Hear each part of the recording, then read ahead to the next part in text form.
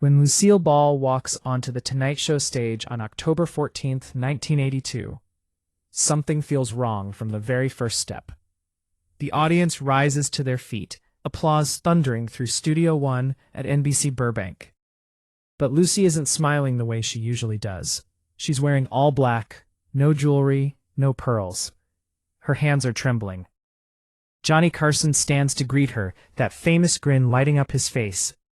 But it fades the moment he sees her eyes, red, swollen, like she's been crying for hours. The band plays the I Love Lucy theme. The audience cheers, but Lucy barely waves. She just walks slowly to the guest chair and sits down like the weight of the world is pressing on her shoulders. That's when Johnny does something he's never done before on live television. He reaches under his desk and places a small silver picture frame on the table between them, face up. The camera zooms in for just a second.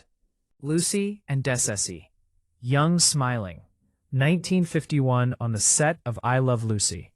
Lucy's breath catches in her throat. Her hand flies to her mouth. The studio goes completely silent. "I thought tonight," Johnny says softly, his voice barely above a whisper, "maybe it's time to talk about him. Really talk about him." Lucy stares at the photograph. Tears pool in her eyes. She doesn't blink, doesn't move. The audience leans forward, holding their breath, and then she says 6 words that change everything. "He told me it would destroy him." Johnny freezes. The audience gasps. Nobody knows what she means. Not yet. But they're about to find out. Because tonight, Lucille Ball is going to reveal a secret she's kept buried for 30 years. A secret about Desi Arnaz. A secret about their marriage. A secret that explains everything. And it all started with one conversation in 1951 that Desi made her promise never to repeat until now. Before we continue, let us know in the comments, what's your favorite I Love Lucy moment? And tell us where in the world are you watching this from right now? We'd love to know. "He told me it would destroy him." What did Desi say that night? Keep watching. The lights in Studio One feel colder than usual tonight. Lucy noticed it the moment she stepped backstage. The makeup artist asked 3 times if she was okay. She never answered. In the green room, she sat alone, staring at her reflection. The foundation covered most of the exhaustion, but not the kind that comes from carrying a secret for 30 years. Her assistant knocked. 5 minutes, Miss Ball." Lucy stood, smoothed the black dress, walked toward the curtain. On any other night, this would be routine. Johnny's monologue, the band, Doc Severson waving, Ed McMahon laughing, the audience ready for Hollywood stories. But tonight is different. Not just because Desi Arnaz was rushed to Cedars-Sinai 3 weeks ago with lung cancer. Not just because he's dying. It's because Lucy made a decision 2 nights ago that changed everything. She's going to tell the truth. Through the curtain, she hears Johnny finishing his monologue. The audience roars. Then his voice shifts softer. "Ladies and gentlemen, the First Lady of Television, Lucille Ball." The band explodes into the I Love Lucy theme. The curtain parts. Lucy steps into blinding stage lights. The audience jumps to their feet. Applause crashes over her. She waves, forces a smile, but her eyes search the crowd like she's looking for someone who isn't there. Johnny meets her center stage, kisses her cheek, takes her hand. They walk to the desk together. She sits in the guest chair she sat in dozens of times. But tonight everything feels heavier. On the table between them, a glass of water, Johnny's note cards, and that photograph. September 8th, 1951, the day before everything changed. Her and Desi before Ricky Ricardo, before fame, before the end. Johnny starts with his usual charm. "Lucy, you look beautiful as always." She cuts him off. "Johnny," she says quietly, "can we just talk about Desi tonight? Can we talk about what really happened?" The audience murmurs. Johnny blinks, surprised, sets down his cards. "Of course, Lucy." She reaches across the table. Her fingertips touch the silver frame. She traces Desi's face through the glass. "Nobody knows this story," she whispers, "but I think it's time." What story has Lucy kept hidden for 30 years? The truth is about to come out. Johnny leans back, giving her space. The audience is so quiet you can hear the hum of the stage lights. It was September 1951. Lucy begins, her voice slipping into memory. This time there's no script, no rehearsal, just truth. We were about to start filming the second season of I Love Lucy. The first season had done well, better than anyone expected. CBS was thrilled. The sponsors were thrilled, but they wanted something bigger, something that would keep America watching. She pauses, staring past Johnny, past the cameras, into a moment 30 years deep. One night, long after everyone had gone home, I was alone in my dressing room at D-Style, running lines, and Desi just appeared in the doorway. Her voice tightens. He looked exhausted.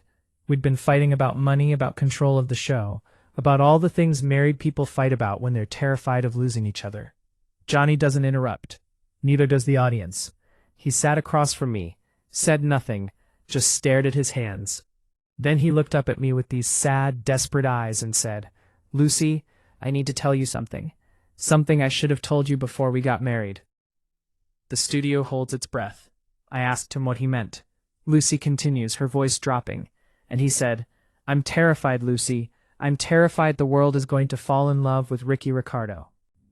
And when they do, they'll love him more than they could ever love Desi Arnaz." A ripple of emotion moves through the crowd. I laughed at first, Lucy admits. I told him Ricky was just a character. But Desi shook his head. He said, "No, Ricky is everything I wish I could be. He's patient. He forgives you every week. But me, I'm jealous. I'm angry. I'm broken." She wipes a tear away. Then he said the thing that stayed with me forever. Johnny leans forward. What did he say? Lucy looks into the camera, as if speaking to Desi himself. He said, "If I give Ricky my whole heart, Lucy, there won't be anything left for you." The words sink. "Did you believe him?" Johnny asks. Lucy closes her eyes. I laughed it off, and I was wrong. What happened after that confession? The nightmare was only beginning. The words hang in the air like smoke. The audience can feel the weight of them. Johnny removes his glasses and sets them on the desk. Even he's struggling to hold it together. For 6 years, Lucy says, her voice shaking, I watched it happen exactly the way he said it would. Every single week, we'd rehearse on Monday, block on Tuesday and Wednesday, camera blocking Thursday. Then Friday night, we'd film in front of a live studio audience. And every Friday night, Desi would transform. She presses her palm against her chest. He became Ricky Ricardo, this perfect, patient, loving husband who forgave Lucy Ricardo for every ridiculous scheme. Who sang Babalulu and made people laugh. Who looked at Lucy Ricardo with so much love that 50 million people across America believed in them. Her voice breaks completely, and the whole world fell in love with him. Johnny. They wrote letters, sent gifts, named their babies after him. He became the husband every woman wanted and every man wanted to be. Johnny nods slowly, understanding where this is going. But when the director yelled, "Cut," Lucy whispers, and the audience went home and the lights turned off, Desi would disappear. He'd go to his office and close the door, or drive to a bar downtown, or she trails off, unable to finish. The audience knows what she means. The affairs, the drinking, the late nights. I'd go home alone most nights, Lucy continues, to our house in Chadsworth. I'd sit in the living room in the dark. Sometimes I'd turn on the television and watch reruns of our show. I'd see this man on screen who looked exactly like my husband, who sounded exactly like my husband, loving this woman who looked exactly like me. Tears streamed down her face. But it wasn't real, Johnny. It was a performance. The greatest performance Desi Arnaz ever gave. He put everything he had into Ricky Ricardo. Every ounce of love, every moment of patience, every act of forgiveness. He gave it all to the character. She looks down at her hands, and there was nothing left for me. The studio is filled with the sound of people crying softly. Lucy reaches into her purse with trembling hands. She pulls out a folded piece of paper, yellowed with age, the creases worn from being opened and closed 1,000 times. "This is a letter Desi sent me," she says quietly. 2 weeks after our divorce was finalized in 1960. I've carried it with me every day since. I've never shown it to anyone. Not my children, not my closest friends, no one. Johnny's voice is barely audible. "Are you going to read it now?" Lucy unfolds the letter slowly. The paper crinkles in the microphone. She takes a shaky breath. It says, "Dear Lucy, I know you think I stopped loving you, but that's not the truth. The truth is I loved you so much that I tried to show you by becoming the perfect husband on television. I thought if 50 million people could see how much Ricky loved Lucy, you would finally understand how much Desi loved you." Her voice cracks, but she continues, "But I was wrong. Love is not something you perform. Love is something you live. And somewhere along the way, I forgot how to live it. I only knew how to act it. I gave Ricky Ricardo my soul, Lucy. And now I don't know how to get it back. I'm sorry. I will spend the rest of my life being Ricky Ricardo for strangers, because that's the only thing I know how to do anymore. But I want you to know that every time Ricky looked at Lucy on that show, that was real. That was me looking at you. That was the only honest thing I had left. I love you. I'm sorry I gave it all away. Forever yours, Desi." She folds the letter fully, places it on the table next to the photograph. Her hands are shaking. Johnny can't speak. Neither can anyone else in the studio. Lucy looks into the camera one more time. This time, her voice is stronger. "Desi," she says, as if he's watching from his hospital bed across town. "I forgive you. I should have said it 30 years ago, but I'm saying it now. I forgive you for loving Ricky Ricardo more than you loved yourself." But Lucy's revelation doesn't end there. She has proof, and it's about to break everyone's heart. Johnny wipes his eyes with the back of his hand and clears his throat, trying to steady himself. "Lucy, can I ask you something?" She nods. "Do you think Desi knew back in 1951 when he warned you? Do you think he knew how this would all end?" This time she pulls out a small leather journal, cracked and worn at the edges, and holds it up so the camera can see. 2 months ago," she says softly, "Desi's assistant called me. She said he'd been asking for me, saying my name in his sleep. She brought me a box of his personal things from the ranch in Corona, things he'd kept hidden for years." Lucy opens the journal slowly. This is Desi's diary from 1951 to 1957. Every year of I Love Lucy. Every year of our marriage quietly falling apart. A collective gasp ripples through the audience. "At first I couldn't bring myself to read it," Lucy admits. "But then I did. And what I found," she pauses, flipping through pages filled with Desi's handwriting, "he documented everything. Every affair, every bottle, every night he chose the character over the marriage." She stops on a page dated March 15th, 1953. "Listen to this," she says. "Today we filmed Jobs switching the chocolate factory scene. She made 50 million people laugh until they cried. But when we got home, I heard her crying in the bathroom for over an hour. I stood outside the door and listened, but I didn't go in. Ricky would have gone in. Ricky would have held her. But I'm not Ricky. I'm just the man who plays him." Johnny's face falls. Lucy turns another page. June 1954. "We won the Emmy tonight. P of everyone and called me the love of her life. I smiled, waved, kissed her for the cameras, and felt nothing. I'm hollow inside, and Ricky Ricardo is the only thing keeping me standing." She closes the journal and sets it beside the letter and the photograph. Page after page, Johnny, year after year, he was documenting his own disappearance. Johnny leans forward, barely whispering, "Did he ever try to come back?" Lucy's eyes fill again. Once in 1956, during the episode where Superman visits little Ricky, Desi ad-libbed a line. "He looked at me and said, 'Lucy, I'm proud of you.' Not Ricky, him." Her voice breaks. "For one moment, I saw the man I married, and by the next week he was gone again, buried inside Ricky Ricardo." She looks at Johnny, haunted. America didn't just love Ricky. America consumed him, and Desi let himself disappear because he thought that's what love was. If this story is touching your heart, please like and subscribe, and share your thoughts below. But Lucy has been hiding something else. Something even more heartbreaking. And she's about to reveal it for the first time. Lucy takes a deep breath. Her hands are steadier now, as if telling the truth has given her strength. "There's one more thing," she says softly. Something I need to show you. She reaches beside her chair and lifts a small leather bag the cameras haven't noticed until now. From it, she carefully removes a metal film canister. Small, unmarked, slightly rusted. "What is that?" Johnny asks. "It's footage," Lucy replies, "from 1960, our final episode of I Love Lucy, the ending that never aired," the audience murmurs. "We filmed a scene after the credits," Lucy explains. "Desi insisted. He said he needed closure. CBS refused to air it. They said it was too sad, too real. So it's been locked away at Desilu for 22 years. Johnny leans in. "What's on it?" Lucy stares at the canister. "It's just Ricky and Lucy on the couch. No jokes, no laughter." Ricky asks, "Do you think people will remember us?" Lucy says, "I hope so." And then he says, "She breaks.